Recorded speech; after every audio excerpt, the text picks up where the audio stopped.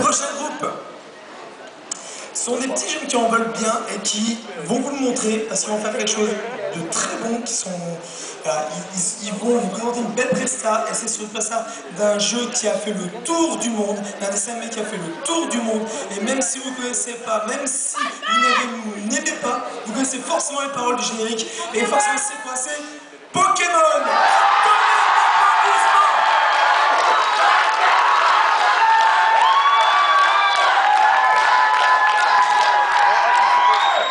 Le chapeau,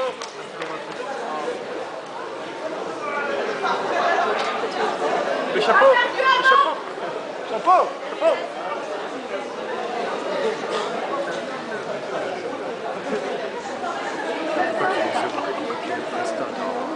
Bienvenue au Reality Dresseur Show. Aujourd'hui, nous sommes à Innopolis de la région de Chino.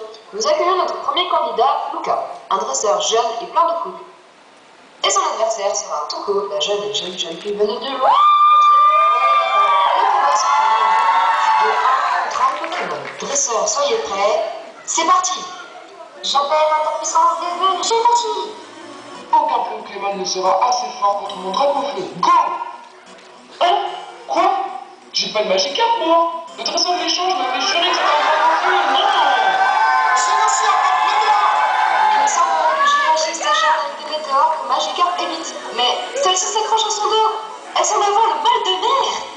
Jirachi tombe. C'est un double KO. Hein? Quoi? Mais y a triche là! Comment dire? Ce fut un combat perturbant. Mais bon, le dresseur qui gagnera le Soko combat sera donc déclaré vainqueur. Allez, je vais gagner. Voltaï, go! Ça a l'air d'être bon. J'ai failli ça encore. Non, c'est pas le moment de manger une glace, je le sais très bien. Bah, t'en aurais une tout à l'heure. Mais Tuko, c'est pas censé être le dresseur qui doit être plus grand que le Pokémon. C'est pas ma faute si je suis petite. Ça me rappelle moi. Et mesdames, peut-être retourner au combat. Voltaï, utilise vive attaque. Shiraï, esquive. Plus qu'une seule solution. Utilise l'attaque charme. Et maintenant, utilise l'attaque suprême. Glaceuse castration. Infernal. Et quel enchaînement de techniques pour le moins original.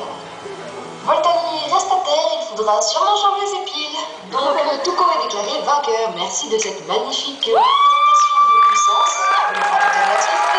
On se retrouve la semaine prochaine dans un combat, je l'espère, un peu plus palpitant. C'était Flora de Reality Dresseur Show. Non mais attends, je viens de comprendre. Si j'ai eu un pauvre Magikarp, ça fait que j'ai perdu mon Pagoléon niveau 50? Il faudra te méfier la prochaine fois que ton Pagoléon échangé qu'un Magikarp ne soit pas rééchangé avec un Givrali pour te battre finalement.